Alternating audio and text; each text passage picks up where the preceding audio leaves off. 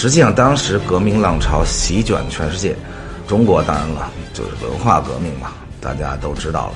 但文化革命也影响了大量的其他的国家，包括欧洲都成立了毛派，然后大家带着象章在法国、在意大利、在这些地方搞革命，包括香港、新加坡等等吧，都受到这个很大的影响，年轻人们都热血沸腾的去革命。当时左派革命是席卷世界。这一天，中国和我们家发生了一件大事儿和一件小事儿。在中国发生的大事儿就是著名的913事件，就是林彪和他的老婆叶群和他的儿子林立果劫持了一架3叉戟的专机，叛逃苏联，在外蒙古坠毁，折戟沉沙。这同一天我的妹妹出生了，所以有的时候我跟她吵架，然后说你是那叶群转世。1969年啊，这一年可永远在我心里，因为这一年我来到人世间，以至于我后来长大了，听 Eagles 的著名的歌《加州旅馆》的 Hotel California， 听到一句歌词里面唱到1969，我浑身鸡皮疙瘩一紧。虽然那个时候他们都已经是革命青年了，但是那一年我才出生，所以那首歌给了我特别好的记忆。1969年的世界呢，简单来说是处在冷战的高潮期吧。当时的世界非常简单啊，不像现在比较复杂。当时世界就是2大集团啊，一个以美国为首的西方集团，当然你可以叫以北约集团为核心的整个西方的集团，然后是以苏联为首的，你可以说以华约集团为首的整个东方世界，基本上就是俩老大带着亲信就是北约跟华约，然后还有周边的小兄弟们纷纷站队。当然有一些国家不站队啊，有一个叫不结盟组织，不结盟组织就是印度啦等等啦，但是不站队呢也不得罪两边，跟两边都不对抗，因为这2大集团是针尖对麦芒的对抗着，老大跟老大掐着脖子，老二跟老二互相绊着腿，虾兵蟹将们也其实在世界的每个角落也在对抗着。彼时的世界只有一个国家同时在跟2大集团对抗着，这国家就是中国。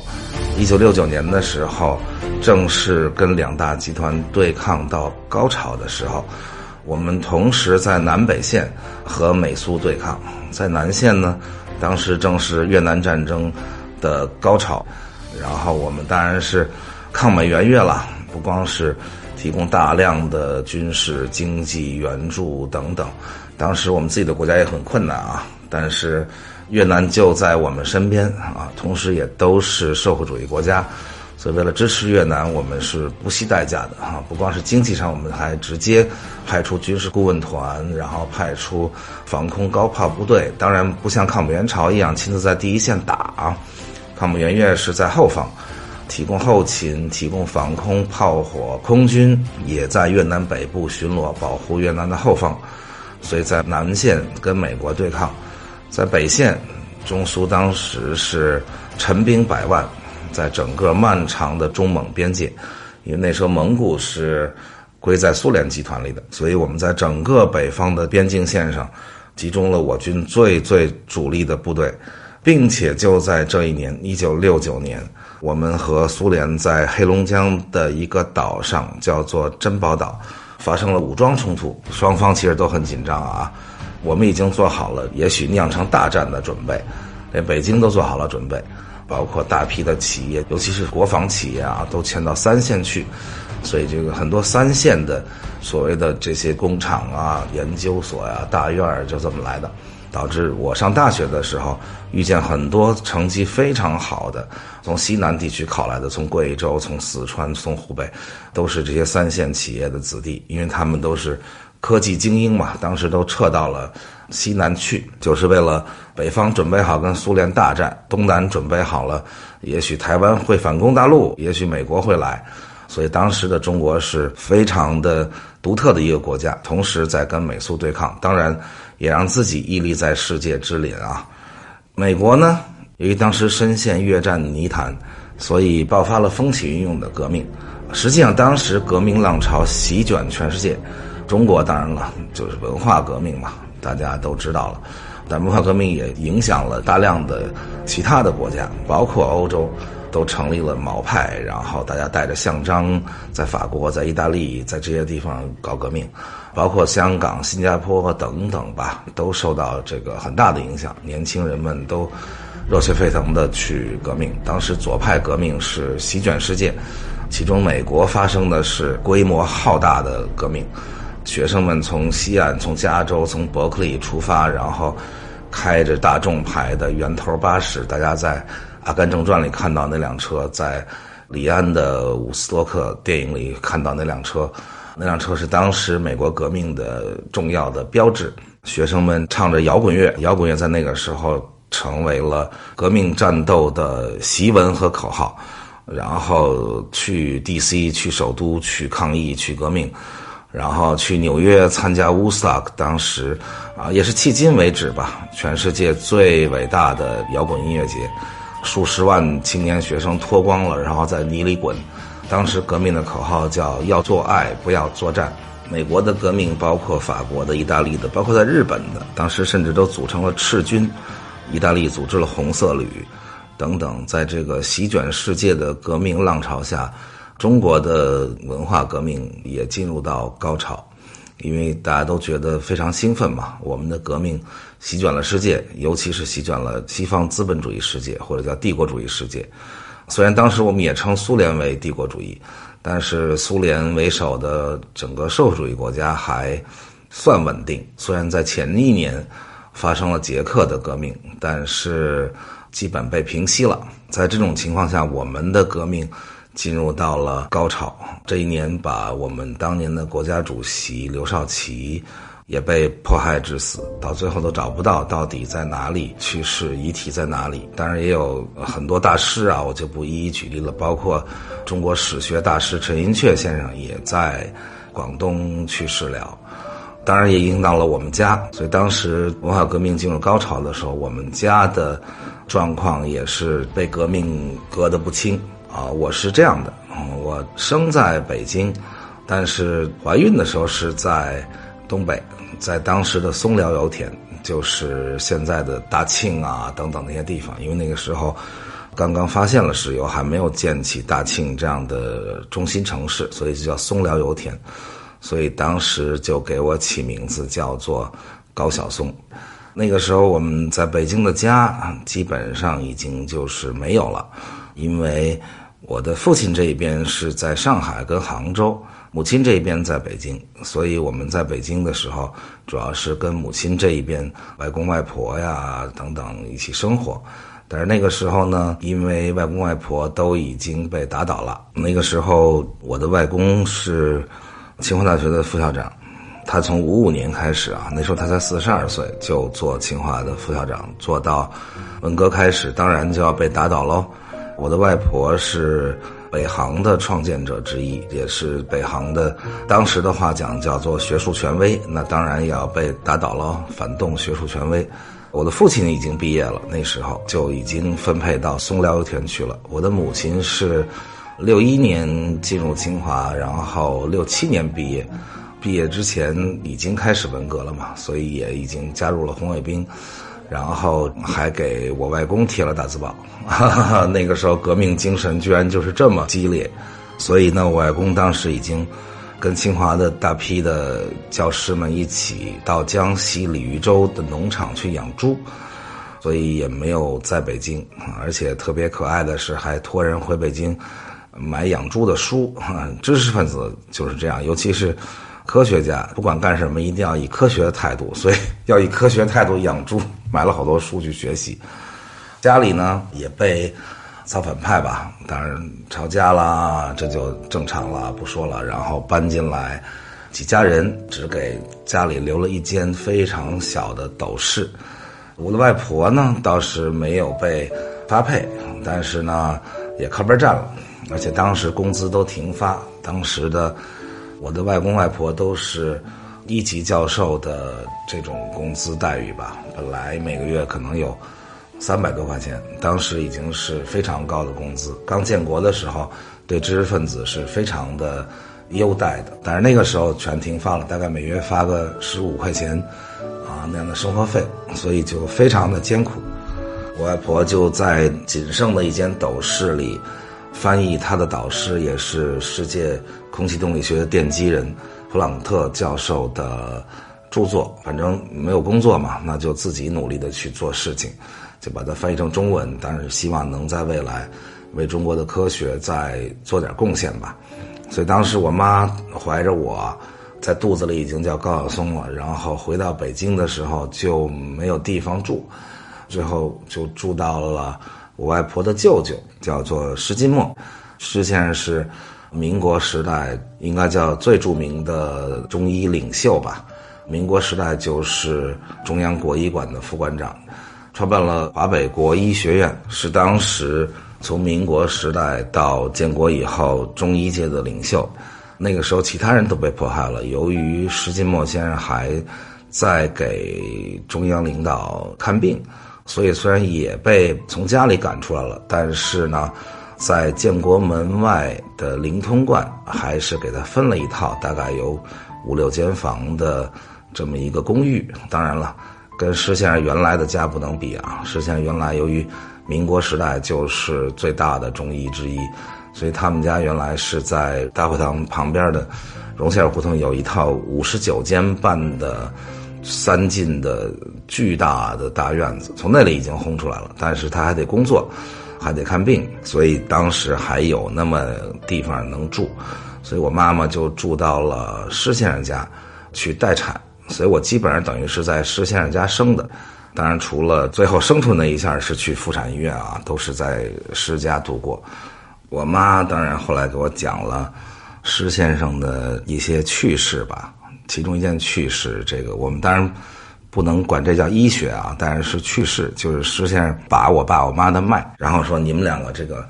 脉象，你们的身体的周期大概会在某一天都达到最好的状态。你每个人的生理周期是有时候好，有时候差一点，包括免疫啊等等啊。然后就说，我建议你们俩第一个孩子应该在某天某天那个时候行房就是最好的。我爸我妈那时候在大庆特别艰苦，他俩还不住在一个地方，中间隔了10几里地，在冰天雪地的大庆，咱们就管它叫大庆吧，其实那时候还没有大庆的城市。我妈跟我讲说冷到什么程度，因为那时候没城市嘛，大家在那正在建设，所以出去上厕所的时候到那个临时的那个厕所里都得拿着一镐头。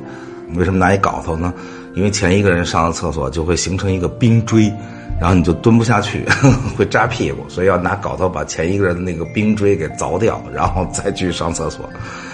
在这么冷的情况下，然后我爸我妈那天专程走了10几里地，然后到一起行房，生出一个，我也不知道这个算不算优生啊，因为我爸妈长得都很好看。我妈是当时清华校花，又是清华社团的主力吹黑管，我爸是当年清华的文艺部长，学生会的，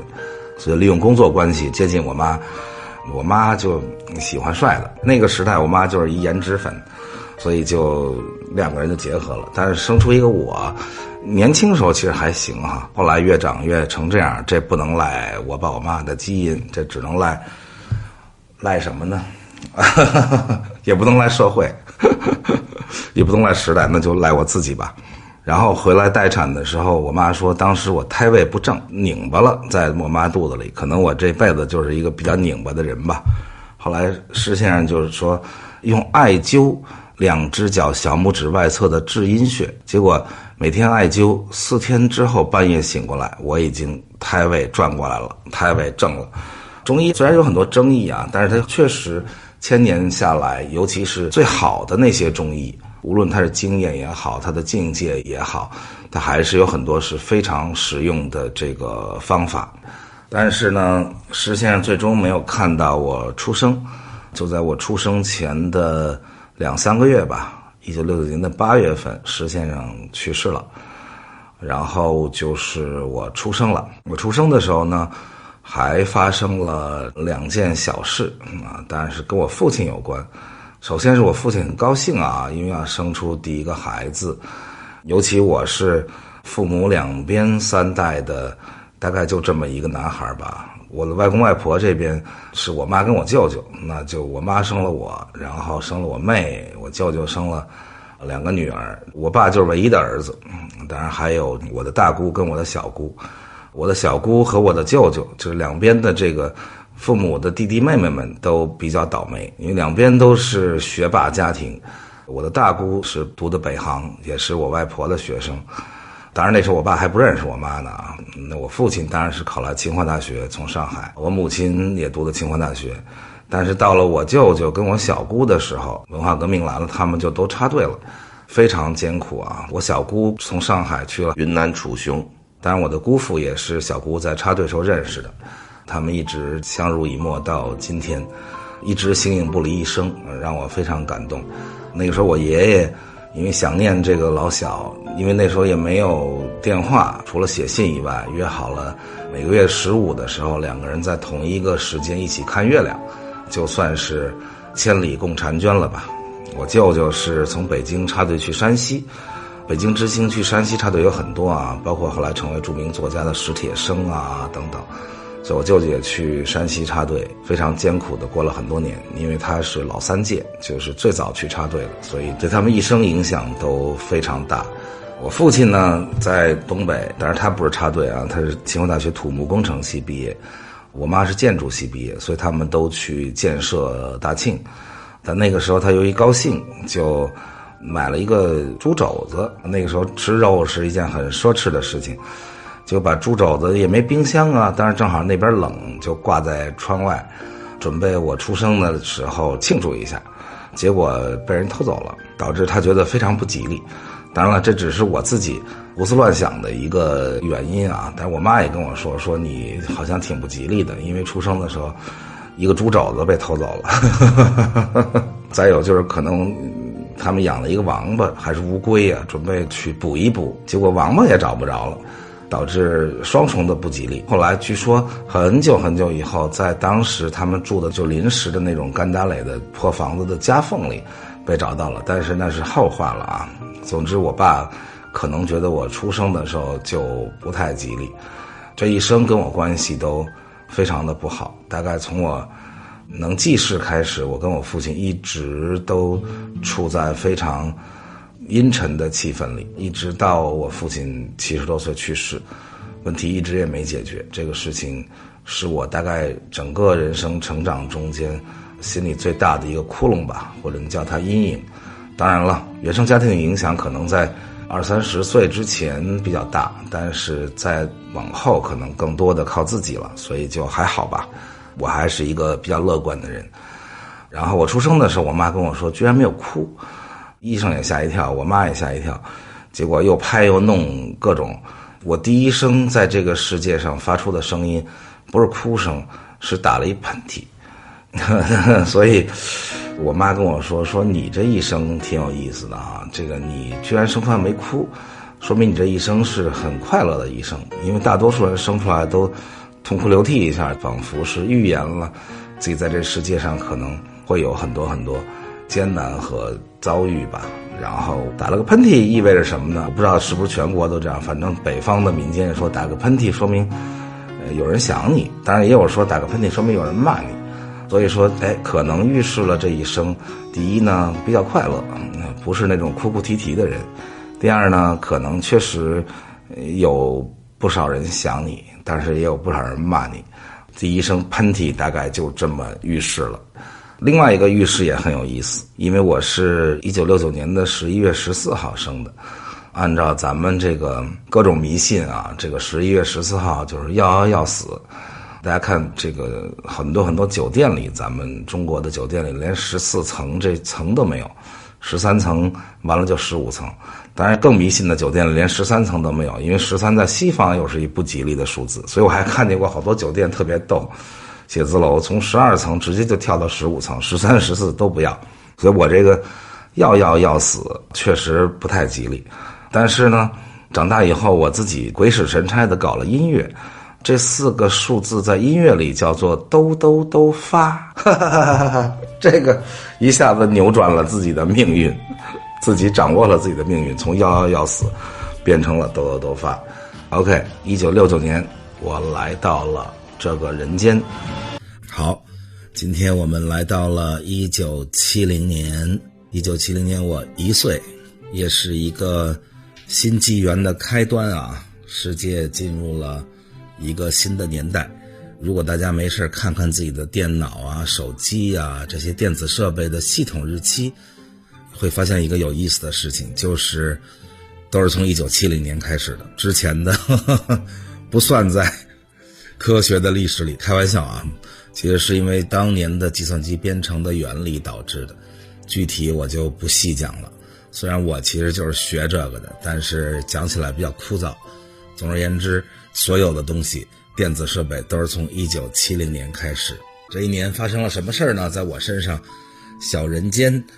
发生了我第一次出门旅行了。我这个旅行的比较早，大概我才1个多月的时候，那个时候北京太艰苦，因为家里都打倒了嘛，也没有地方住，然后也没有工资，所以我生出来以后怎么养我呢？随后就决定把我送到上海。我外公决定说，我舅舅陪着我妈，因为我妈那时候生了我才1个多月嘛，说你把你姐姐送到上海爷爷家里去。所以我在差不多1个多月的时候就第一次出门旅行了，坐了一辆很长时间，大概一直到我年少的时候、青春期的时候都非常熟悉的一列火车。这个火车叫做13次，这个13次火车当时叫特快啊，那个时候差不多2位数的火车，当时就叫特快列车。快成什么样呢？今天北京到上海的高铁大概4-5个小时到了，那个时候的特快列车全国算最快的列车了，13次从北京到上海，14次从上海回北京，要开23个小时。大家就知道中国的进步有多么快啊！那个时候的特快列车要1天1夜，所以从我有记忆开始就是漫长的难熬的日子，基本上我就没走过车门，因为那个车实在是太挤了。那个时候不光是那个车，所有中国的火车都挤的，虽然没有挤成印度那样啊，就是车顶上都坐着人，但毕竟咱也是特快列车嘛，车顶上坐人就刮下去了啊。印度那特慢列车车顶上都坐满人，但是也是车厢里挤满人，导致我有记忆开始每一次上火车都是被从车窗递进去的，然后下火车也是从车窗里把我给递出来，所以我这一直就是走窗户的不走门。那个时候13次还停很多站啊，我记得一路上还经常能买点吃的，就是停一站，比如说叫德州，就能吃一个扒鸡，但是那已经是很后来了啊，很后来经济上已经有改善的时候。然后到什么嘉兴还可以吃肉粽子，到无锡我记得每次都买一盒那种纸包装的那种叫什么无锡排骨。火车上的盒饭也是我长时间最热爱的饭之一，因为那里边有2片哈尔滨红肠，这是在当时定量每个人每月半斤肉之外少见的可以不用定量的就能吃到的肉，就是火车上那个2片红肠。但是这都是后来的事了啊！1970年的时候我还没有记忆，至少现在想不起来，可能到我很老很老的时候能想起1岁时候的事情。我一直坚信人越老想起的事情越早，大概年轻的时候想起的都是初恋，然后到中年想起5-6岁的时候的事儿，3-4岁的时候，可能到最后咽气儿的时候突然想起来第1秒钟睁开眼睛看见世界什么样子。所以到现在为止还没想起来1岁的样子，这都是我妈给我讲的。我们到了上海，住在爷爷奶奶家里。爷爷奶奶家要介绍一下我的上海的亲人们。我爷爷换句话说也就是我的祖籍吧，我的户口本上写着说祖籍杭州，当然杭州已经是我到了小学吧还是幼儿园才第一次去，但杭州有很多亲人啊，以后说到杭州的时候再去说。总之杭州那个大家族一共有那么好几房，就是我大爷爷那一房，他们家都在杭州。就是我爷爷是来到了上海，带着我奶奶，所以呢，我父亲以及他的姐姐跟妹妹，就是我的大姑跟小姑，都是在上海出生的。但是呢，由于我爷爷奶奶都从杭州来，口音是不太容易改，所以我们家当时住在四川北路，有一条很臭的河，现在非常漂亮的一条很清的河，叫王邦坞。小的时候我一直都不知道这字儿是怎么写的，或者普通话怎么念的，就一直念王邦坞。后来才知道大概是叫横滨河，或者叫横邦河吧，洋泾浜的那个邦，就住在河边上那个胡同，或者叫弄堂吧，这个名字叫做美梅里。所以长大了以后我回想起来还挺有意思，说从小就住在美梅里，那个时候还没有这种网络名词啊，叫美梅。然后我们家住在18号，是那种典型的上海的石库门房子。我爷爷奶奶由于带着很浓厚的杭州口音的上海话，所以周围的邻居们管我们家那种奇怪的话，就既不是杭州话也不是上海话，叫做18号话。所以到现在我还记得我奶奶特别爱出去说，哎呀，我这孙子好能吃啊。我小时候就很能吃啊，据说一天喝4瓶牛奶，能吃肉吃鸡蛋。以后我奶奶有一道特别拿手的菜，就是上海那种叫红烧肉炖蛋，蛋要切成灯笼的样子，就是先煮好以后在上面拉结口，然后我一顿饭能吃5个。所以我奶奶就经常在胡同里跟大家说，哎呀，我的孙子这个一顿饭吃5子的。上海人听了这就笑了啊，因为这个就不是典型上海话，应该叫子的。子的就是杭州口音的上海话。然后那个时候我的小姑在云南楚雄插队，我父亲当然是在东北大庆啊，母亲也在那儿。然后我的大姑呢和我的大姑父是当时也在东北。我的大姑呢是北航毕业的，是我外婆的学生，但是那个时候由于我爸爸妈妈还不认识，所以并不是那种亲戚关系啊，就是师生关系。然后呢，我的大姑父呢是当时叫哈军工，哈军工大概是中国最好的军工的学校。所以大家想想，我大姑大姑父一个学航空的，一个学军工的，那自然的他们就在军工战线的第一线做高级工程师等等。以至于我年少的时候曾经，这不算他们泄密啊，因为我看了也不懂，我也不是特务。我曾经从我大姑这个每次路过北京，那个时候我回北京以后啊，已经读书了认字了，我曾经看到过我大姑的背的那种大批的文件资料里。后来我变成一个军迷了以后，我就知道那是什么，我就特高兴。我就不说具体型号了吧，总之我看到过肩射的防空导弹的图，然后我看到过反舰导弹，长得像一个圆胖子一样的反舰导弹，这个型号具体我就不说了啊。总之我的大姑跟大姑父都是在这研究导弹啊，研究从最小的导弹，就是扛在肩上的防空导弹，一直到后来他们又从沈阳调到南京，具体单位我也不说啊，资深的居民一听大概也能知道是沈阳什么什么所，到南京什么什么机器厂，我就不说名字了。虽然过了这么多年，他们早已经都退休了，但是也是一点小机密。最有意思的是，有很长一段时间军工一直都很难过嘛，经费啊各方面都不够，不像现在啊，我天，去珠海航展一看，那导弹密集的各种各样的，每个不同的公司生产的导弹全系列，从短程到远程，从低空到高空全有。那个时候是非常艰苦，以至于他们在南京的时候，由于那个生产导弹那个厂实在是没活干，最后还曾经给香港造了一尊巨大的大佛，天坛大佛，是在一个巨大的做导弹的车间里造出来的。我大姑跟大姑父由于多年在东北，在沈阳，然后已经从上海人，两个人都是上海生，上海长大的，变成了有东北口音的。这个以至于每次见着大姑大姑父，每次说到钱的时候，他们都说5毛钱，什么8毛钱，就是那种东北口音。但是好歹在军工战线上待遇还是不错的，所以那个时候我们家艰苦的时候没吃的，定量也不够，然后户口都没有，在北京他们经常送一些大米来，东北大米是极好的。所以当时我到上海的时候，大家一想一数，这就变成了2位老人带着一群留守儿童，那个时代的留守儿童，我大表姐、二表姐和我3个孩子，我妹妹还没生啊，才1970年。我大表姐呢，主要在她自己爷爷家，所以我主要是跟我二表姐，就是我们2个和爷爷奶奶一起相依为命。我大表姐后来是上了中国科技大学，现在也是这个生物科技前线的科学家。我的二表姐慢慢再讲，因为我们2个太熟了，一起长大，熟到什么程度，就是很长时间我管她妈妈，就是我大姑叫妈，然后管我妈叫舅妈，因为我表姐管我妈叫舅妈，于是我也管我妈叫舅妈。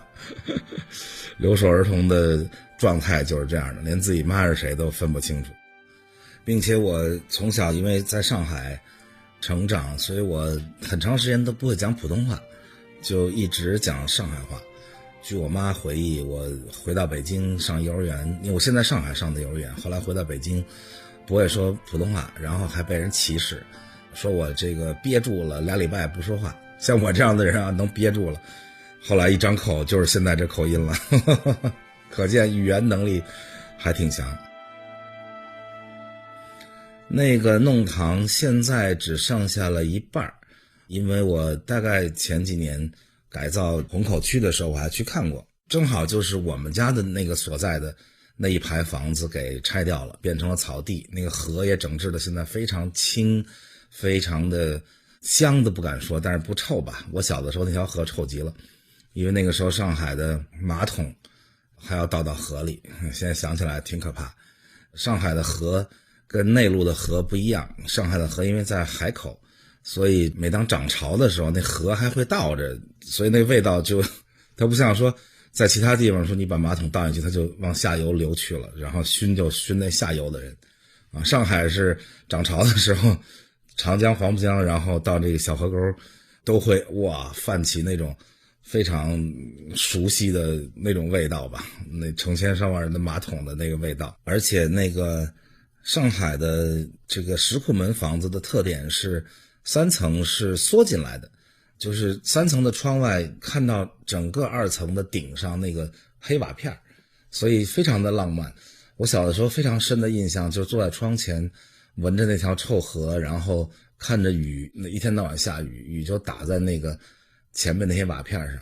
以至于很多很多年之后我自己写的第一首歌就是在这种情况下看着窗外的雨打着瓦片的时候写出来的。弄堂里这弄堂是不是读的不对呀？普通话应该不这么读吧，但是因为读惯了啊，就读弄堂嘛。弄堂里的邻居关系都非常好，然后我前2年去的时候，因为我们家那排房子拆了，但是就是弄堂的这一边的房子还没拆，然后我去的时候居然还有很多老邻居还能认出我来，虽然我已经胖成这样了啊，大家说哎呀小松来了，然后拉着叽喳聊半天。跟我们家最近的这一户邻居一直也保持很好关系，一直到现在。他们家有一个女儿，他们家就一个女儿，那时候不知道为什么主动就计划生育了，到现在还有联系。他现在出国留学，然后工作已经做到了美国前副总统戈尔的助理，所以还跟我联系说你要不要参加我们的这个什么慈善的音乐会呀等等等等。所以那是我小的时候成长的最多记忆的地方。离家不远的地方有一个电影院，我忘了叫华什么电影院，反正我大概第一次看电影也是在那里。然后再远一点，其实走路也能到，就是鲁迅公园。我的爷爷那时候还参加了什么纠察队啊，都是我爸我妈给我讲说在公园里查抄谈恋爱。因为那时候上海是非常的苦，那时候的上海跟现在是完全不同的2个世界。现在是恨不能全世界最繁荣最现代化最富有最发达的城市啊，那个时候大概跟几十年前也没区别，但是人更多了，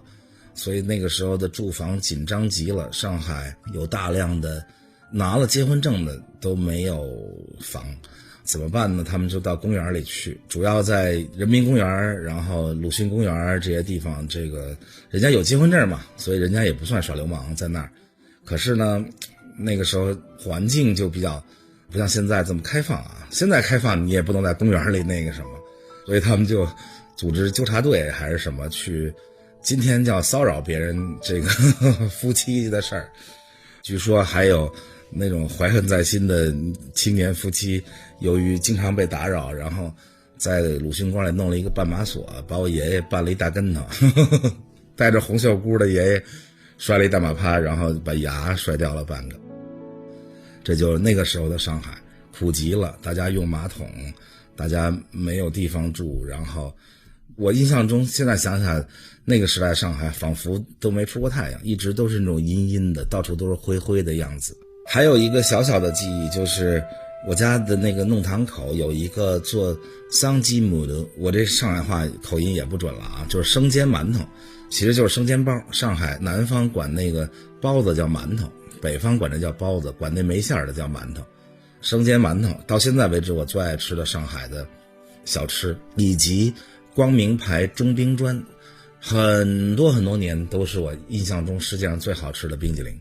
比意大利那 gelato 还好吃。所以我爷爷奶奶经常就给我要一克生煎，就是4个生煎，然后再来一个光明牌中冰砖。后来以至于我读大学干嘛的工作了，每次回上海他们都专门，这是我的标配，就是一克桑基姆的和那个光明牌中冰砖。今天我们来说说1971年，一个叫高晓松的人依然没有记忆依然在上海的王邦桥头的美美里过着潮湿的生活。那个时候的上海跟现在的气候都不太一样，现在因为变成大城市了，再加上全球变暖，那个时候的上海是非常的寒冷，尤其是到了秋后冬天的时候，冷的现在不可想象。我记得我小的时候有一次印象非常深的是，我们家前门是对着弄堂，后门就对着河边，河边有一条很窄的道，出去以后就是河堤。然后我居然有一天推不开门，使了半天劲，那时候可能劲儿也小啊，再加上我小时候个儿长得也小，而且他们把我当女孩养。我现在看我小时候照片，经常有梳着辫子的，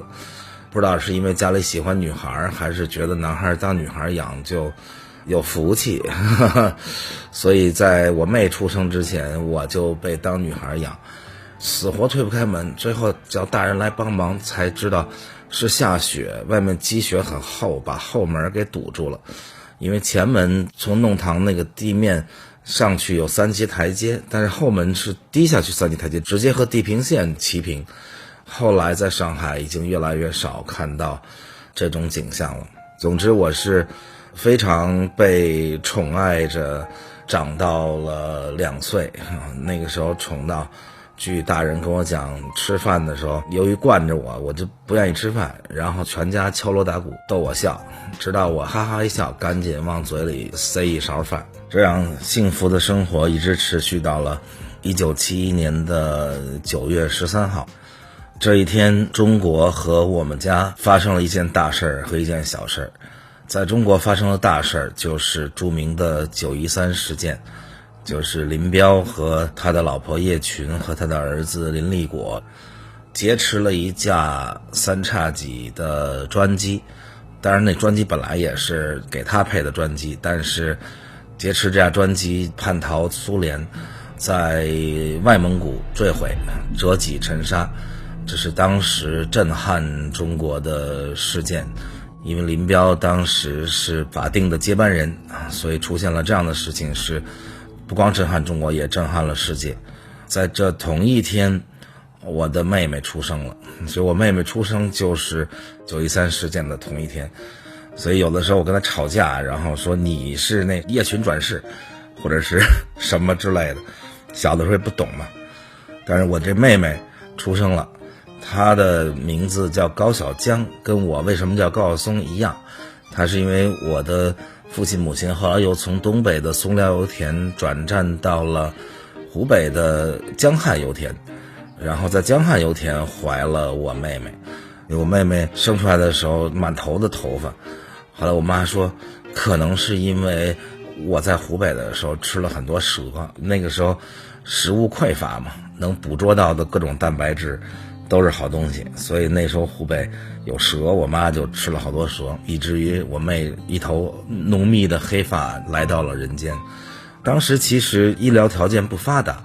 所以不像现在有 B 超啊等等，从头就开始知道很多事情。到了很多年之后才知道，我妹妹其实最早的时候是有一个双胞胎的。怎么知道呢？那个时候我妹已经去德国留学了，我妹妹是本科硕士都在德国读的，然后又在清华读了博士，所以现在也是高晓江博士。然后她特别高兴地说，我终于可以跟全家一起参加校庆了因为每年清华校庆，我们这一家子，我的父亲母亲，我的表哥表弟表姐表妹，我的舅舅等等全都参加校庆，唯独他不是清华的。所以他最后愤而留学之后又工作了很久，终于决心在清华读了博士，所以校庆的时候终于可以全家一起参加。那个时候他在德国就觉得肚子总是不舒服，后来就去检查身体，就发现卵巢里有牙齿。我当时就觉得很震惊，肚子里怎么会有牙齿呢？但是就是有牙齿和头发，然后做了手术取出来，才发现原来其实是有一个双胞胎，后来被吸收了，才导致这样的结果。不过幸亏是没有生出双胞胎来啊，不然在那个艰苦的年代，这个是很大的负担。当然就生出一个我妹来，对我来说也是美好生活的，不能叫结束吧，但是受到很大影响。因为本来我是一个独苗，然后突然出现一个妹妹，妹妹又被宠爱，于是我跟我妹的这个相爱相杀的前半生就开始了。当然了，还是以相爱为主啊，但是年少的时候嘛，家庭又清贫，然后环境又艰苦，那肯定是有很多要竞争的咯。只有一个鸡蛋谁来吃呢？只有这么一点点的宠爱的能力，物质上谁来分享呢？谁在过年的时候穿新衣服呢？当然了，如果我是一个长他好几岁的哥哥，可能就会好很多，那就学会了照顾妹妹啊等等的。可是我们俩一共只差了1岁零10个月，导致我们俩几乎是一样大再加上女孩在年少的时候其实成长的比男孩要快，男孩大概我觉得要到30岁以后吧才开始成熟起来，女孩是很早就比同年龄男孩要聪明得多。所以我们俩处于很多年的那个竞争状态。当然现在好了啊，当我们都老了，我们当然认识到这人世间就这么点亲人，那当然现在关系还是很好。我记得那时候在上海有2个事情给我印象非常深刻，一个是我手捧着一碗粥，那个时候可能有3、4岁啊，4、5岁的样子，然后坐在我们家那18号前面不有3级台阶嘛，坐在台阶上准备喝那碗粥，然后我妹就释然走到我跟前，然后转过身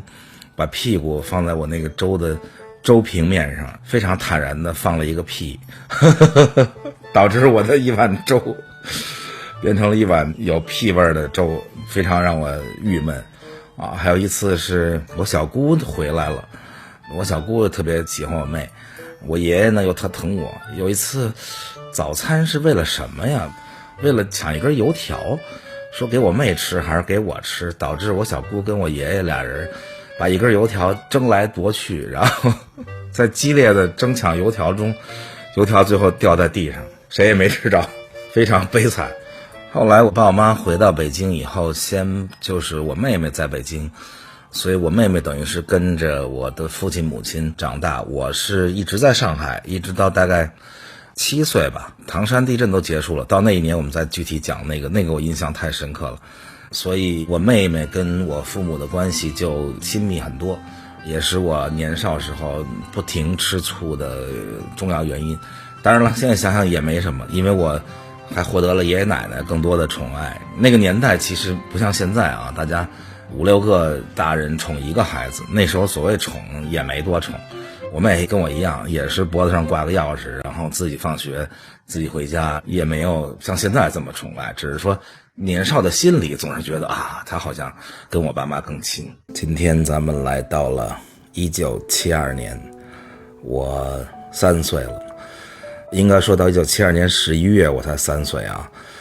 但是据家里人回忆，差不多我2岁多的时候，也就是说到了1972年才能比较流利的说话。我小的时候是那种一点儿也没任何天分的笨小孩说话也比较晚，认字也比较晚。据我妈回忆，可能我都4岁了，然后我妈拿了一张牌，就是那 Jack 那勾，就叫我认那勾，说认了一天我也不认识所以从小属于那种比较笨的人。但是呢，有一个好处就是特别爱笑，然后回头看了很多我们家互相之间写的家书，还挺感动的。我爷爷的字写得非常漂亮，以至于我最近看还很感怀，很怀念他。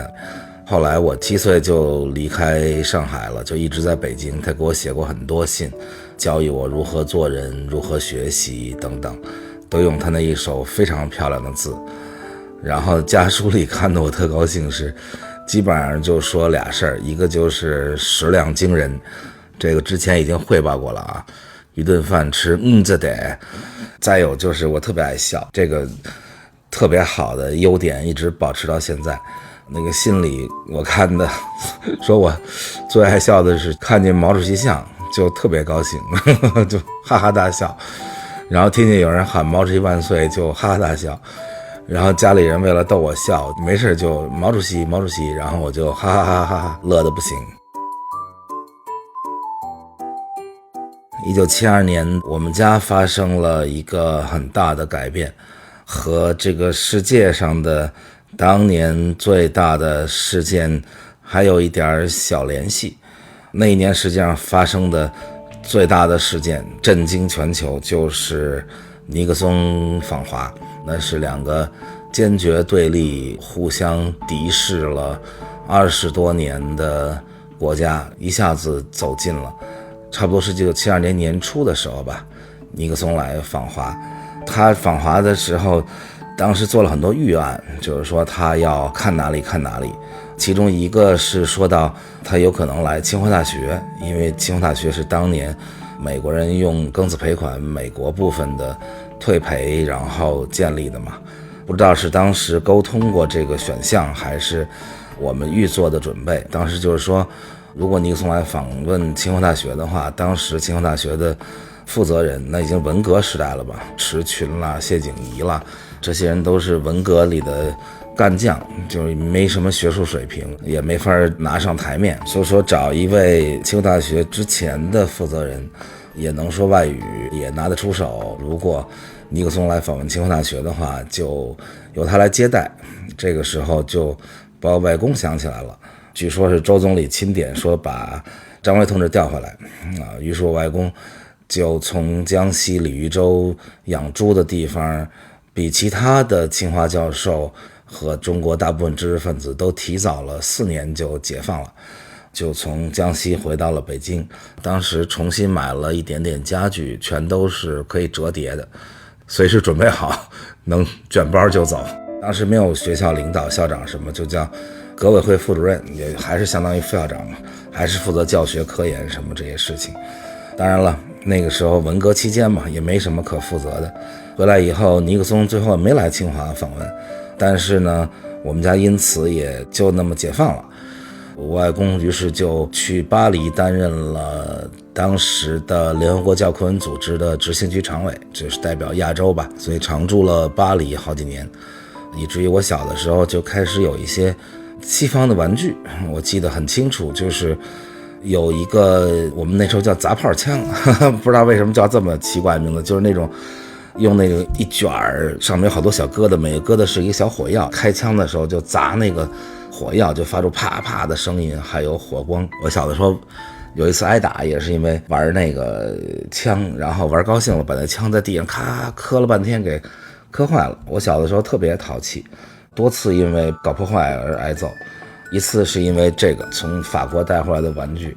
还有是我把家里的一个钟给拆了以后就沿着那个地板的地缝，因为那时候地板都比较老，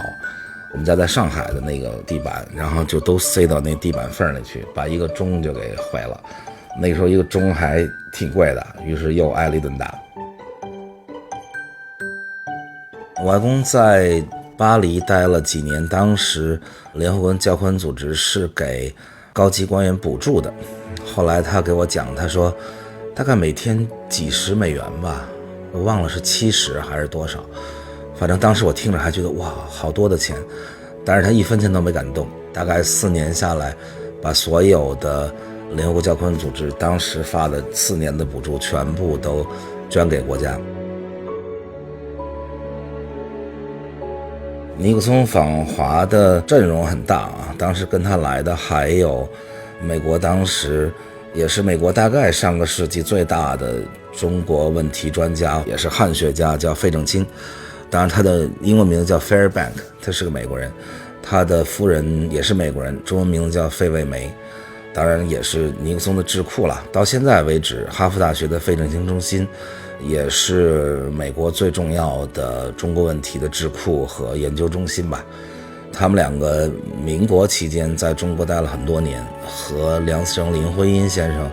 建立了非常深厚的友谊，就是他们的最铁的哥们儿吧。费慰梅也是林徽因最铁的闺蜜，但是他们回到美国很多年就跟中国失去联系，因为中美两国那时候几乎没有任何联系，导致林徽因1955年去世，他们都不知道。跟着尼克松到了中国，急切的就找他们的老朋友梁先生跟林先生，但是发现林先生很久以前就去世了，而梁先生呢，其实只差1个月就见到这2位老朋友了。梁先生是1972年1月份在贫病交加中去世，结果就在那之后1个月，费正清、费慰梅来了，最后找来找去没找到他们俩，找到了他们2个的女儿梁再冰，然后在周总理的安排下还跟梁再冰见面了，还吃了顿饭。梁再冰阿姨晚年的时候，因为我要写林徽因这个剧本，我还去采访了她，他还跟我讲了这一段。他说那顿饭我一句话都没说，当时的整个的环境嘛，也不知道说什么，然后就沉默着吃了一顿饭，非常的让人唏嘘啊。因为费正清夫妇实际上是看着梁再冰出生长大，两家是最好的朋友，但是最后是一顿饭一句话都没有讲。梁先生和我们家，因为我其实之前节目讲过很细了，就不多讲了。数十年的邻居，从在清华圣医院开始，一个一个小院的那时候就住前后院，后来大家又搬到清华西南小区里，都是给校领导建的。梁先生虽然不是校领导，但是因为他崇高的威望嘛，就也搬过来了，依然住在我们家斜对门。那个时候我们家这边住了我们家啦、梁先生啦，以及一些以前的校领导等等。后面还有一个大教授的楼，住着杜宪的父亲杜庆华，我记得住了很多人，包括水利大师黄安礼。他虽然不是院士，但是他是大师，他是57年也被打成右派了。然后住着就无线电系当时的一位大教授，后来也是院士常同常先生，他的其中一个儿子就是现在中信集团的老大，叫常振明。梁先生不但是我们家的邻居好朋友，因为刚解放的时候梁先生还是清华的建筑系主任，然后我的外公是清华土木系主任。大家知道建筑土木基本上就是最配合的2个专业，而且梁先生是我母亲的恩师。我妈说那个时候2家都在北戴河度假，然后梁先生问我妈说你爸让你学什么呀？那个时候还都是听父母的嘛。我妈说我爸让我读外语，梁先生就说哎呀不要读外语啊，外国人不都会说外语吗？说你应该学建筑，说你会画画等等，你就来学建筑吧。所以我母亲最后就是考进了清华建筑系，师从梁先生。梁先生在文革中间当然受到很多迫害了，资产阶级反动、学术权威等等各种批斗游街。再有就是抄家的时候还抄出了林徽因的，实际上是同父异母的弟弟林衡的一把剑，上面写着忠正赠。因为林衡是抗战期间国民党空军的烈士，在成都空战中牺牲了。那个时候空军的军官有一把写着中正赠的剑，于是也当成了一大罪状。而且梁先生身体非常不好，因为他年轻的时候参加学生运动，骑着摩托车，然后还被汽车撞过，导致他的脊椎一直受伤。我妈给我讲过，说他小的时候梁先生逗他乐，就是把一直穿在身上的一个铁马甲，就是为了保持自己脊椎没事解下来，然后一下子头就能垂到脚面。我妈说大虾米大虾米，还有一张跟我妈我舅舅的合影，专门写着大虾米与客群课程合影，什么在北戴河边，所以受了非常大的痛苦。但是梁先生那个时候特别认真地反省自己，而且很痛苦的是他真的觉得一定是自己错了，因为那个时候全盘复制苏联的教育嘛，然后说过去的教育是不对的等等，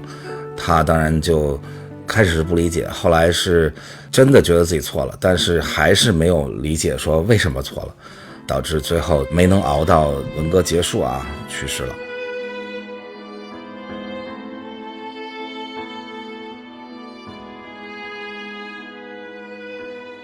尼克松访华的故事就太多了大家都耳熟能详，我就不多讲了。什么他主动伸出手啦，跟周总理握手啦，因为之前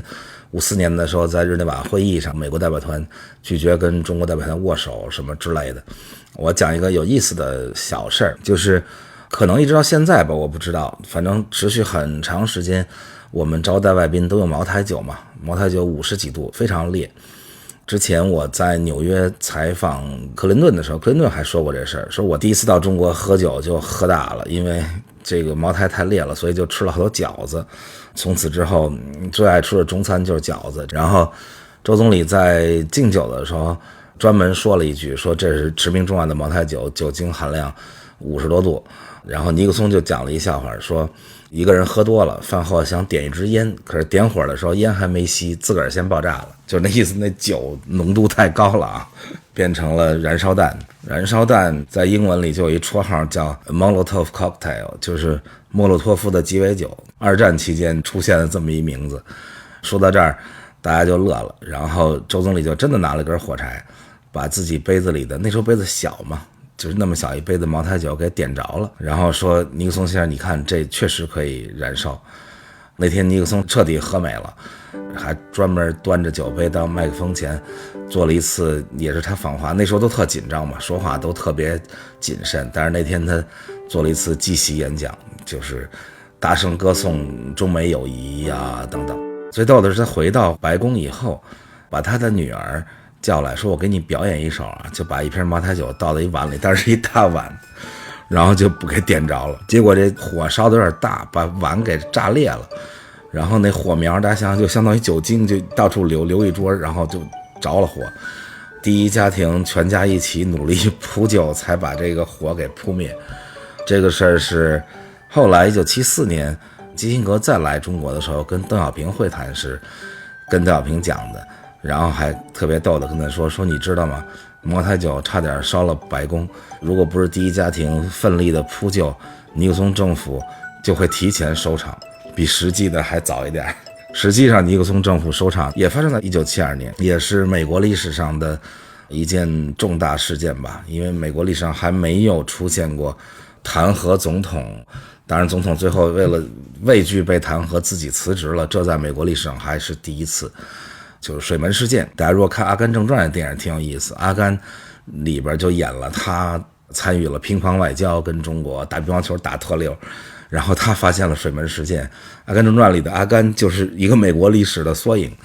水门事件具体我也不讲了总之尼克松总统破坏了美国的选举，派人去对手的民主党大本营里去窃听啦，拍摄文件啦，很小的一个偶然，结果被一个保安因为发现有人用胶条粘住了锁，于是报案，警察来，结果破获了这个重大的事件，以至于从此以后美国凡是出现总统的重大的问题都把它叫 gate， 因为这个叫 Watergate 水门，包括后来伊朗门啦，包括克林顿总统的拉里尔门，就都叫门。咱们今天继续聊1973年。1973年我终于成为了一个社会人，不是那个今天大家说的社会人就是我终于有了社会属性。为什么呢？因为在1973年之前我没有户口，所以我是一个在社会上不存在的人，只存在于自然界里。因为当时家里的那个恶劣情况导致我没法在北京上户口，因为爸爸妈妈也都没调回北京。上海上户口也很难，而且我的父亲母亲认为如果在上海上了户口再调回北京就更加的难，所以我就一直黑着蹭大家的粮票啊，什么各种，那时候一切都凭票据。北京是凭一个购货本和粮票，上海是什么都凭票。那时候上海还有烟票，北京是还好，别的都要票，烟不要票。上海的生活就是只要家里有抽烟的人就会少吃肉，因为你就得拿家里的肉票去换烟票，导致家里本来就很少的肉更加捉襟见肘。所以在那种艰苦的环境下，终于等来了72年我的外公解放了。所以73年的时候，根据中央的政策，高级知识分子可以有一个孩子留京，我父亲母亲就从东北调回了北京，他们有户口了，但是我还是没有，导致我妈在回到北京以后，在单位里还搞了一次募捐，拿了一个盒子，说能不能募捐一点粮票，因为我们家这有一能吃的没有户口。后来我问我妈，我说你募了多少粮票？我妈说0，没有募到1两，因为当时所有的家庭都非常的艰苦，所以就失败了。想来想去说怎么办呢？最后就走了个小小的后门。因为我的母亲中学读的是101中学，是由革命老区开始的这个育才中学，然后搬到北京，和当时的师大附中合并成了现在的101中学。因为是从革命老区搬来的吧，所以他来的时候就带着很多高级干部的子弟，于是成为101中学以后，也成为了那个时候的所谓的高干子弟中学。那当时高级知识分子级别也很高，建国之后也很受尊重，所以高级知识分子的孩子也入101中学。当时101中学的教育质量非常的高啊，在北京号称4巨头，就是我的母校北京四中，然后师大附中、师大实验中学，那时候叫师大女附中，后来叫实验中学。很长时间实验中学和四中都并驾齐驱，101中学也是4巨头之一。因为那里面除了高干就是高知嘛，导致同学们都有点能量，除了被打倒的以外吧。我妈上学的时候班里头也是这边是高知的子弟，那边是高干子弟。我妈的同桌就是粟裕大将的儿子苏荣生，所以那个时候我妈实在没办法了，找来找去发现同学里有一位居然家里还没有被打倒，而且在石油部做什么副部长之类的高官吧。于是就找到他，因为我母亲父亲从大庆油田回来，所以进到的是石油部的设计院。总而言之，走了一点小小的后门，就把我的户口给办了。所以我是第一次成为了一个社会人的，有了社会身份，有了北京市的户口。那年还发生一件有意思的事儿，是陆陆续续有教授解放啊等等，然后红卫兵啊什么就开始搞了一个很荒谬的事情，就是由学生考教授，是那一年的12月30号，马上要新年了，突然把所有教授都集中起来，毫无准备，说你们这些教授天天高高在上等等，我们来考考你们。于是就把教授们都给弄到一起，考什么微积分啊，考高等数学，考物理等等吧。我的外公外婆也都参加了这次考试，而且考得还挺好，据回忆考了80多分都。其中一位清华的物理系的一位教授叫张礼，据回忆考了100分。当然也有著名的科学家，由于太著名为贤者讳，就不提他名字了，然后据说考试的时候还哭了，问说小将们，我能把卷子带回家去做吗？当然最后宣布是说教授们平均分不及格，因为当时把体院、音乐学院、艺术院校的教授也都聚集在一起，然后考微积分，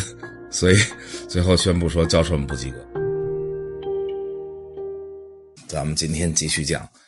1974年，从这个时候开始，基本上我就可以不问我妈了，因为我已经4岁了，我已经开始有了记忆，所以这回更真实了，用我自己的记忆来说我的成长。1974年我依然还在上海，在上海我终于走出了美美里，然后去了幼儿园，第一次过起了集体的生活啊。在幼儿园里印象最深的事儿就是演出，因为那时候幼儿园干嘛呢，无非也就是跟社会一样嘛，排样板戏，然后演出。我印象最深的是演的第一个样板戏叫做《海港》。先说说这样板戏啊，那个时候四旧就是那种传统戏曲啊、传统戏剧啊，这都不行，一定要革命的、现代的，于是就创作了很多现代的革命戏曲、戏剧、音乐，其中最开始是有8个被当作样板。应该这么说，如果公平的讲，把那个时代的一些政治因素抛掉的话，今天回头看，当年创作的大部分的样板戏都是非常好的作品。因为一个是改革传统戏剧嘛，用了大量的那种交响乐啊等等啊，去改造了传统戏曲。当然主要是京剧啊，民国时候就叫国剧嘛，所以是最主要的戏曲形式。那些京剧我小时候看就觉得很有意思，以至于长大了回头再看，大部分依然觉得很有意思，包括它的实景化的舞美。因为过去的京剧是相当于今天的当代的舞台艺术，就非常抽象，很多那种写意的啊，或者按照今天的叫很符号性质的那种东西在舞台上，跟西方的戏剧传统非常不一样。西方的戏剧非常写实，到后来慢慢发展成了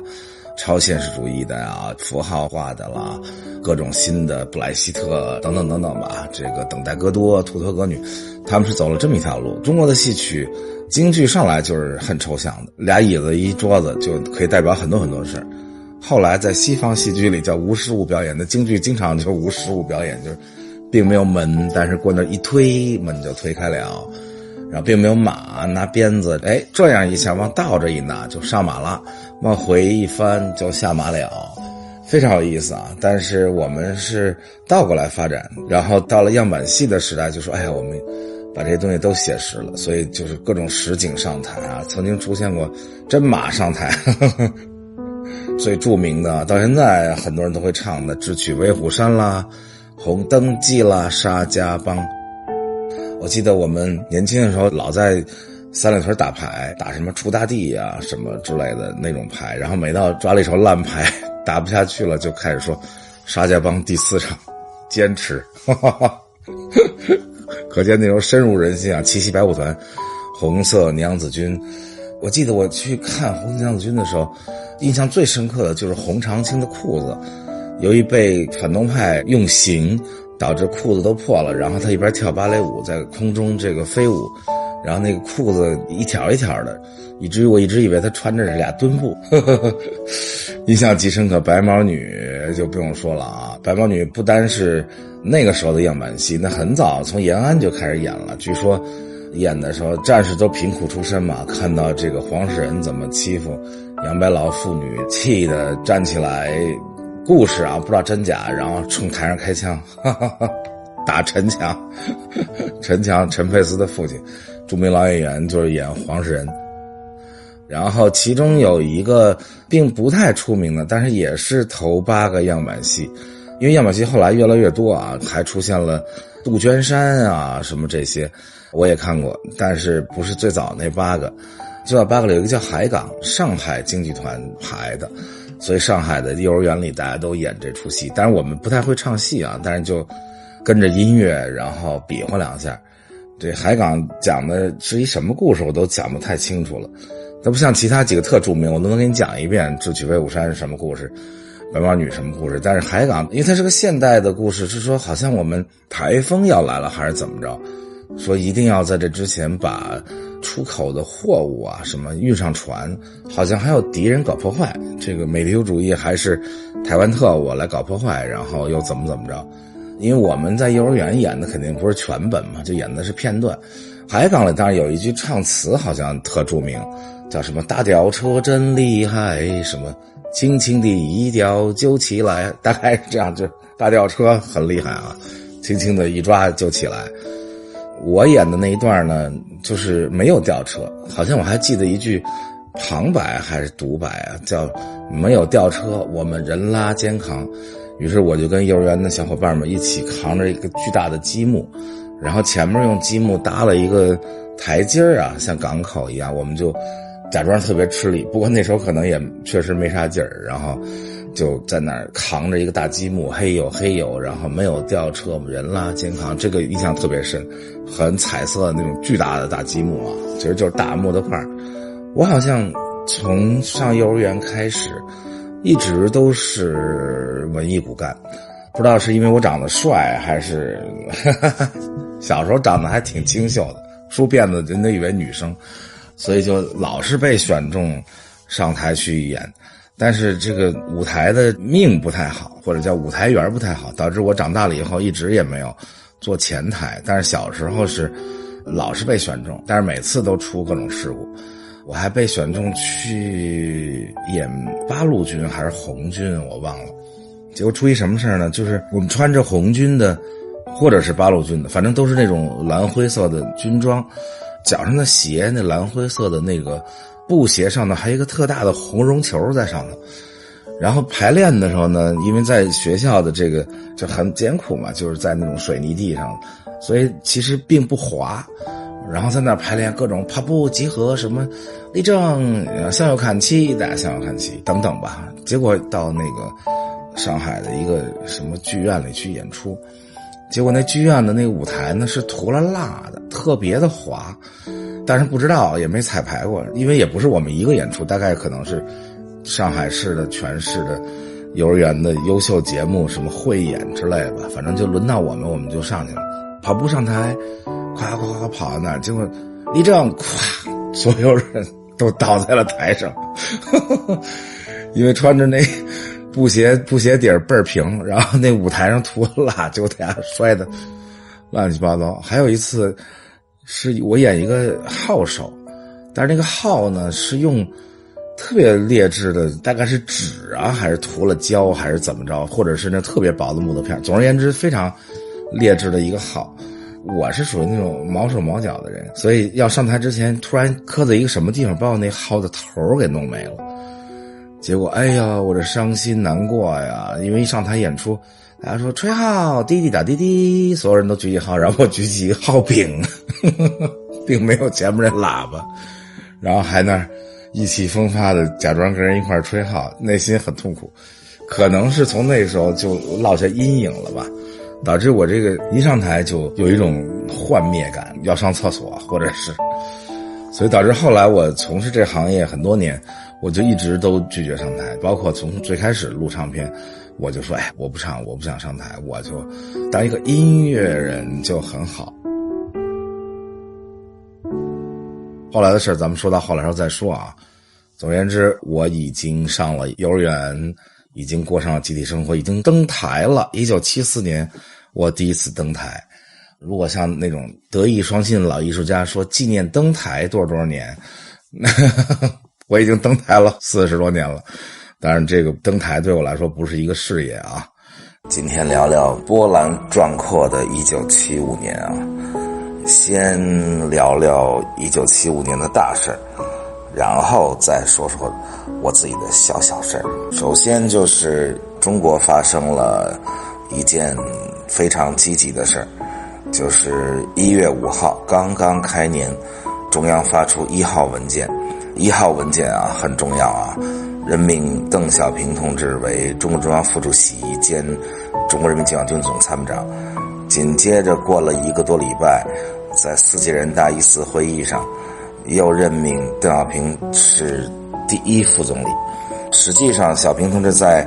1973年的春天已经复出了，但是只是担任国务院副总理，那个时候他还没有真正的主持中央的日常工作。但是这2项任命相当于他就代替了当时已经病重的周总理主持整个的中央的日常工作，包括党政军。所以这个是给当时已经灾难深重的在文革中间折腾了这么久的国家带来了非常正面的作用。他就立即着手进行整顿，在小平同志雷厉风行的整顿下，全面的军队、铁路、钢铁、国防科技、文艺、教育、农业、地方，几乎所有领域在8、9个月之内都产生了显著的成效。那一年创下了大量的优秀的经济成绩，创下了粮食产量历史最高水平，创下了进出口贸易历史最高水平，创下了财政收入的极大增长，导致1975年成为文革中间经济发展最好的一年，而且也挽回了很多之前的损失导致4、5计划基本能够完成。当然了，这只是当时的昙花一现，因为1976年他又被打倒了，这个咱们1976年的时候再讲。随着4届人大的召开，不光是小平同志主持日常工作，而且随着这个会议的深入，还产生了另一个新的决定，就是毛主席决定把所有的战犯，就是国民党战犯了，全部都释放，并且给予公民权。因为实际上从1959年开始就已经特赦了嘛。1959年的时候，因为10周年大庆，所以就特赦了第一批战犯，包括著名的什么溥仪啦、杜聿明啦、宋希濂等等，然后就连续的60年61年就是不停的特赦，把什么廖耀湘啦、范汉杰啦，就当时国民党解放战争中间的主要的将领，陆续的都已经给特赦了。比如说你学习、你改造，然后你承认新中国等等吧，你就可以特赦。但是呢，国民党将领里面有一些非常死硬，比如黄伟，当年的淮海战役的12兵团司令就属于那种死硬分子，就是一语不发，让他改造他就消极，然后在那研究永动机。还有文强，当时也是淮海战役时候的代参谋长，这些人就一直拒绝改造，所以就一直关着，一直关到75年。然后毛主席后来问说还有人关着吗？说还有，正好在这个4届人大上就提出来说干脆都放了得了。毛主席自己也说了，说也不用改造了，不要强迫了，因为气魄太小了，解放都这么多年了，都已经1975年了，他爱改造不改造，反正已经没有什么威胁，台湾已经不可能再有什么机会了。说我们气量大点，给人每人发100块钱，请他们吃顿饭，多吃点鱼肉，然后让他们有公民权，愿意工作的工作，愿意回台湾的回台湾等等吧。所以1975年就把剩下的所有的战犯，包括好几个中将的然后一起都释放了，大概是最后有293名。释放以后还真是有人说我想回台湾，包括2个中将军长，咱们就说到做到，说你就回台湾吧。大部分都要求在大陆生活和安排工作有10个人，主要是因为家人在台湾，就申请回台湾。然后我们就把这10个人送到了香港，但是这个时候呢，台湾倒不接受了，因为本来台湾也不知道这些人经过这么多年改造成啥样了，没准是变成间谍了还是什么了，所以本来也心里拿不准。这时候正好1975年的清明节4月5号，蒋介石在台湾逝世了。当时88岁其实蒋介石从几年前出了个车祸，就身体一直不好，但是还是一直是总统他那个晚年已经开会就尿裤子，然后很凄惨，自己又要强，军人出身嘛，每次都等他走了他都不站起来，就是为了不让大家看见他尿裤子，一直坚持到儿子基本上能实际上主持工作。还有人曾经批评过他说叫独裁无胆，民主无量，他就是这样一个人。所以他一直到88岁他还是总统，选了无数届，每一次都是想尽各种办法假装选来选去还是他。人家问他说下一任谁啊？他说于右任，国民党元老啊，大书法家，就是我右任，于右任。然后说那再下一任又是谁啊？等下一任，然后他说赵元任，赵元任是一著名的原来清华文学院的大导师，照着元任还是我。到75年的时候，他终于先走一步，但是他去世以后一直没下葬，包括蒋经国去世也没有下葬，他们父子二人的灵柩一直停在台湾，就是等着有一天能回故乡嘛。他们觉得自己最终还是要落叶归根。我认识他的曾孙蒋友柏，大帅哥啊，蒋孝勇的儿子，蒋孝勇就是大帅哥。因为蒋经国是娶了俄国姑娘嘛，蒋方良，所以等于生的是混血嘛，就特帅。蒋孝勇就长特帅，蒋友柏也是不但特帅，而且还练的那种特别强壮，那种一身肌肉。有意思的是我们俩关系还挺好，蒋友柏第一次到南京就是我带他去南京，今年的事儿，他已经40多岁了。我们俩去南京，然后还带他去南京城墙上转了转，怀了怀古。我其实当时都没想到他是第一次，他跟我说哟，你带我来南京好有意思，我是从来没来过。我说你居然从来没来过南京？他说我没有。他已经到了第4代，他心里已经很少有那种情怀啊什么之类的，他就是一个比较典型的在西方长大的孩子。因为他爷爷88年去世以后，他就随着家人去加拿大了，后来又去美国读书，在纽约大学没读完啊，肄业，跟我一样。所以他身上没有那种好像传统中国人的那种古国呀什么呀，他都没有。他对国民党好像感情也不深，当然我们不谈政治啊，我跟他在一块儿聊设计啊，聊什么。然后就说回来，这个由于蒋介石的去世，这边这些人就更有理由说回台奔丧，因为出殡定在4月16号，所以他们4月14号是不是就到香港准备回台去奔丧？但是台湾就坚决不让去，说是我们的统战阴谋，然后等等，而且也不知道如果这10个人去了，其他人怎么办？那么多人留在大陆要去探亲怎么办？等等，所以就完全不知道应该怎么处理，就没有让他们回台。这个时候就发生了，这10个人里头有一位就在香港的酒店里自杀了。自杀的时候还留下一张纸条，然后说我不知道其他人如何，对我来说回台湾没希望，回去后搅动人心，对国民党也不利，反正我已经知道我的孩子已经健康长大了，过得很好，我的愿望已经达到，我希望国民党当局照顾我孩子，直接自杀了。结果导致了当时一个严重的事件，最终剩下的人也没能去台湾，有几位就去了美国，还有几位留在香港，剩下的回到了大陆。但是最后他们去美国的人呢，过了相当一段时间又从美国回到了台湾。后来我们又通过厦门直接渡海的方式，把几批特赦人员送回了台湾。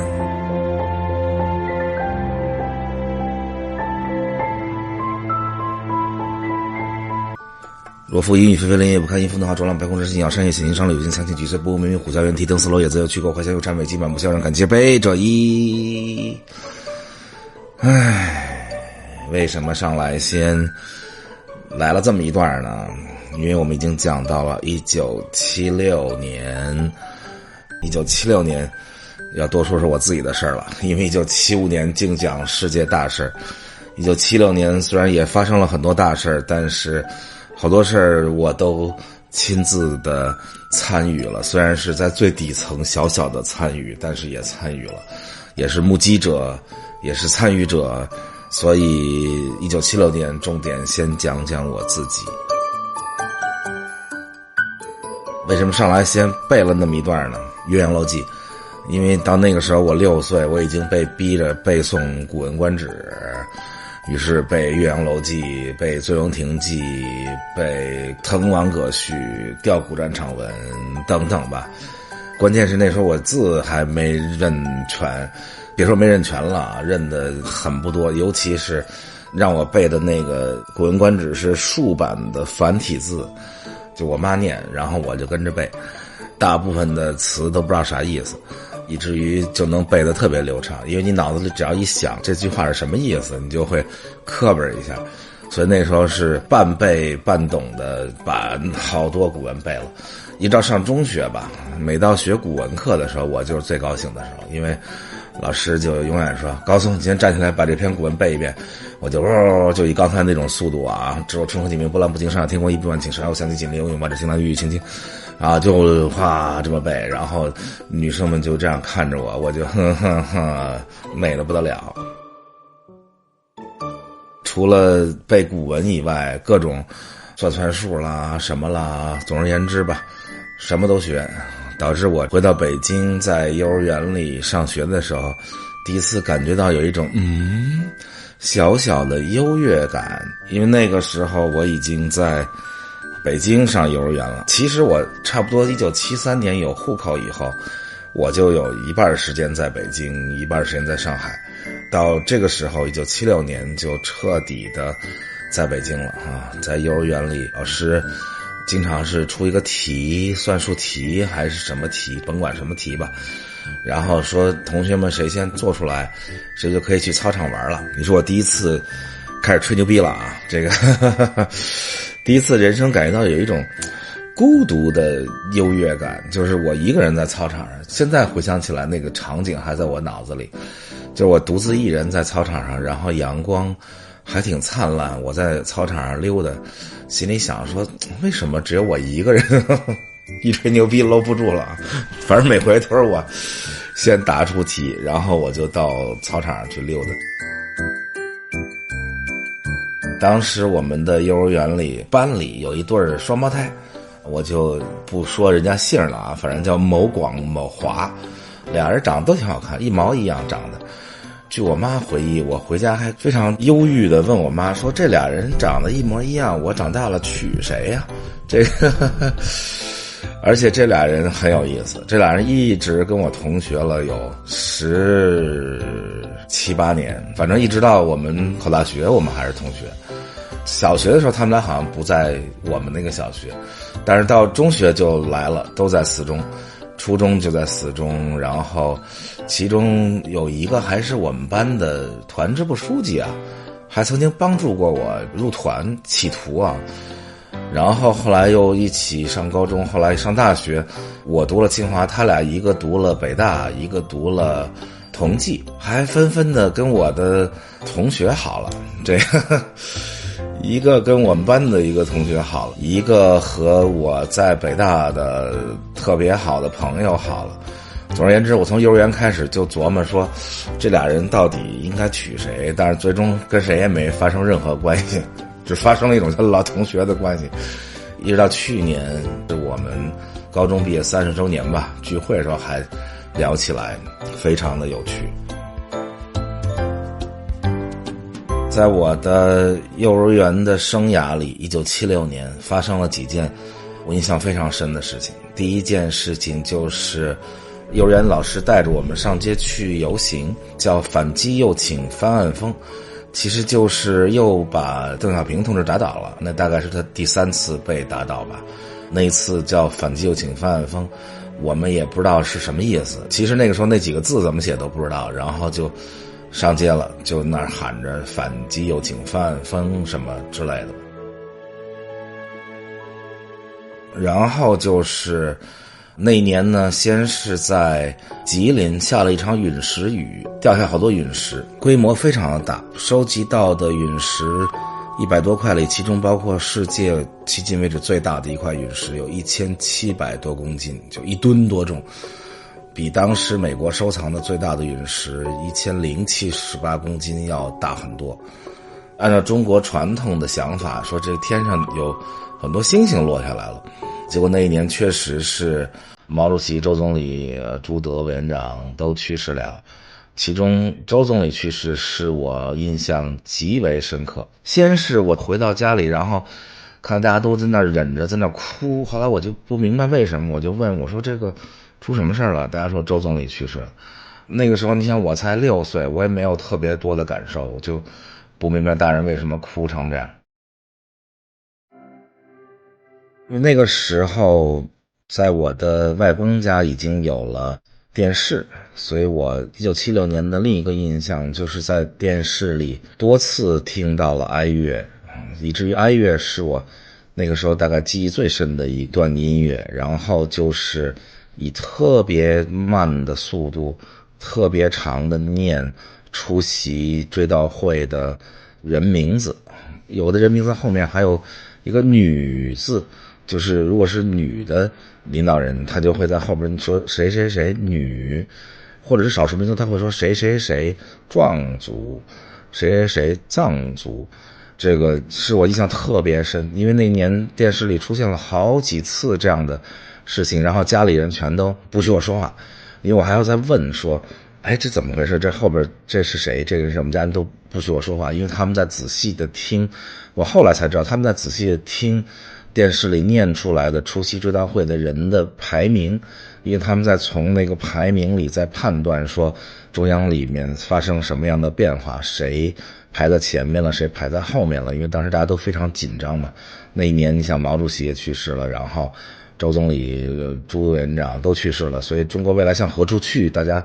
都在从电视里听那些出席追悼会的领导人的排名里面去猜测。然后就是我跟着家里人一起去长安街，叫十里长街送总理，应该很多年都在课文里吧，有这个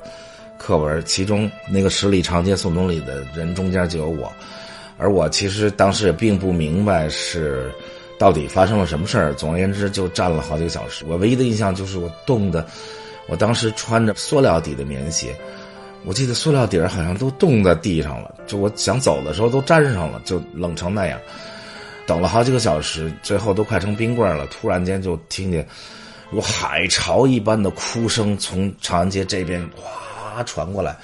先是听到那种呼天抢地的哭声，然后才看到灵车缓缓的那么驶过来。我虽然不明白具体是怎么回事，但是我印象是极为深刻，那个灵车肃穆的走过，然后周围海潮一般的那种痛哭失声的声音，这些事我现在都有印象。我们在幼儿园里做白花，做花圈，或者这次可能是在十里长街送总理之前，还是在之后，反正就差不多同时吧。也是我第一次学习如何用小白纸叠白花，就叠了一堆白花做了花圈，然后敬爱的周总理如何如何。尤其是4月5号那天，后来被定性为爱国事件啊，天安门4·5运动，人民群众在天安门广场纪念周总理，然后写了很多诗，花圈如海，然后有人在朗诵诗等。4月4号清明节那天，我舅舅带我去了广场，后来下午下雨了，我舅舅说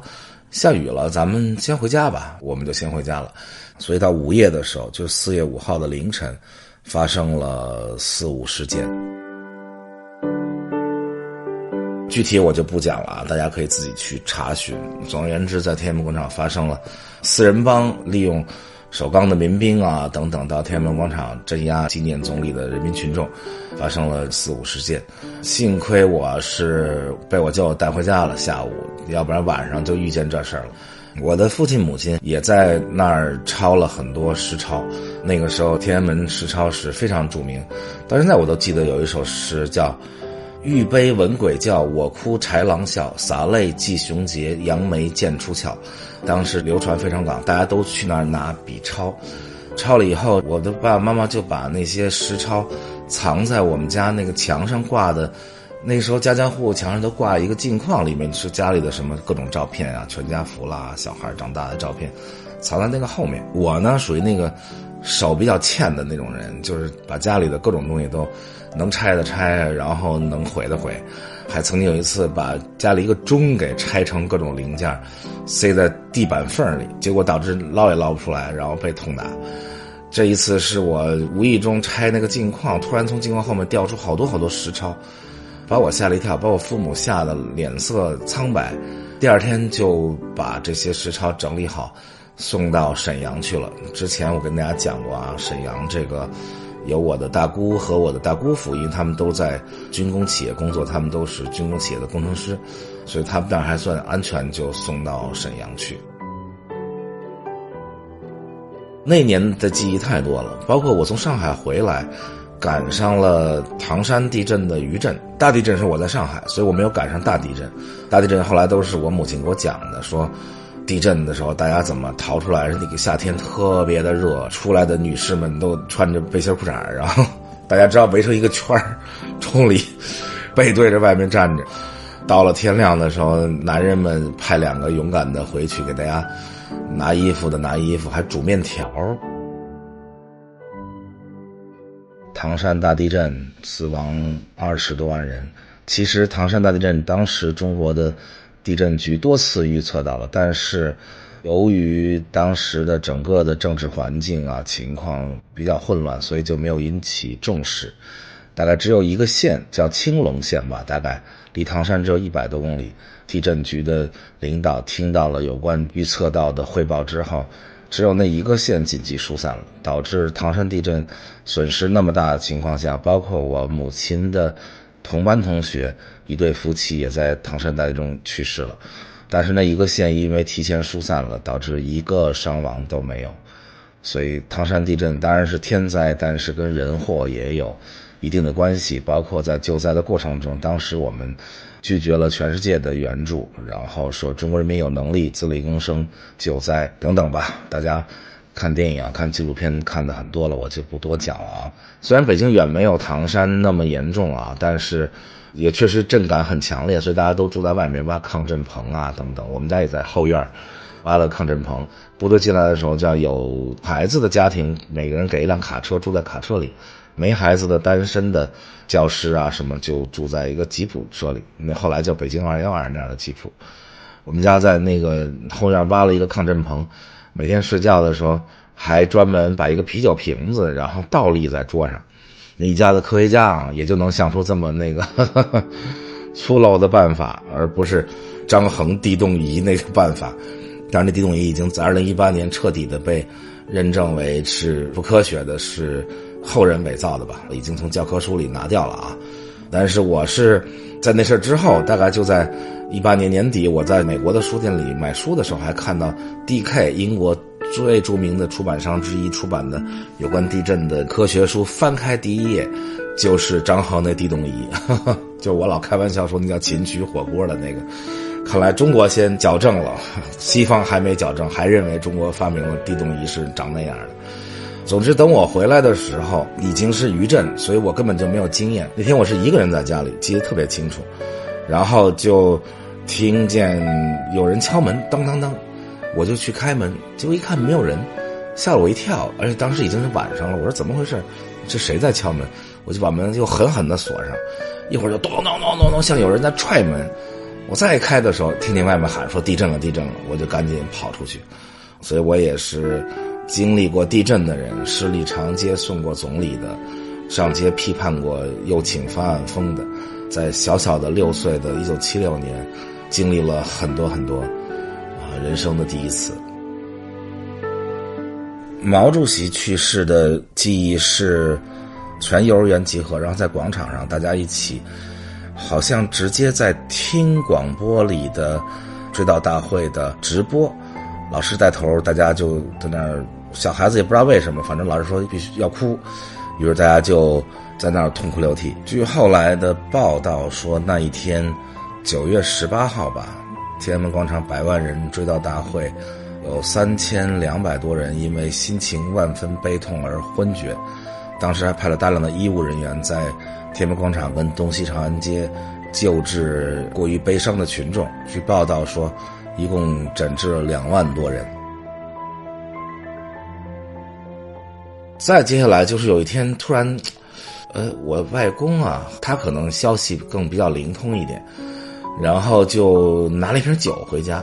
特别小声的跟大人们说着什么，然后那天晚上大家就开怀的喝酒，然后才知道是粉碎4人帮。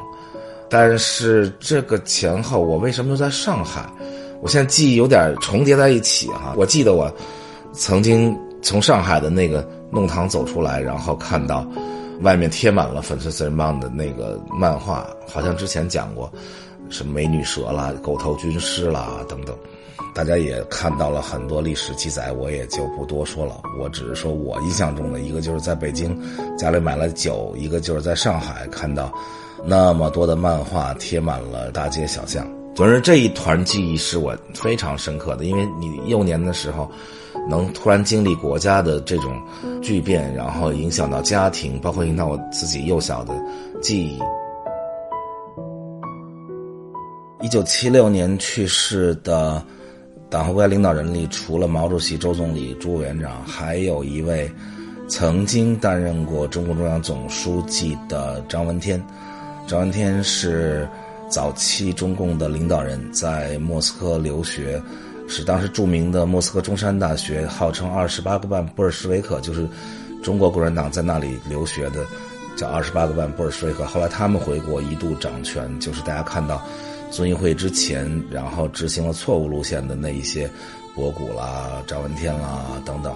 但是遵义会议的当时的决定实际上是张闻天出任中共中央总书记。当然了，因为毛主席的路线正确，所以主要还是由毛主席来领导，但是职务上张闻天是最高的职务，一直到延安时期，毛主席才从职务上最终确立了我党的领导人的地位。所以张闻天实际上担任过很长一段时间的中共的最高领导人。后来在1959年的庐山会议中，张闻天被划进了彭德怀反党集团，当时叫彭黄张周嘛，张就是张闻天，所以就被打倒。在文革中间，这个时候距离文革结束已经很近了，他也去世了。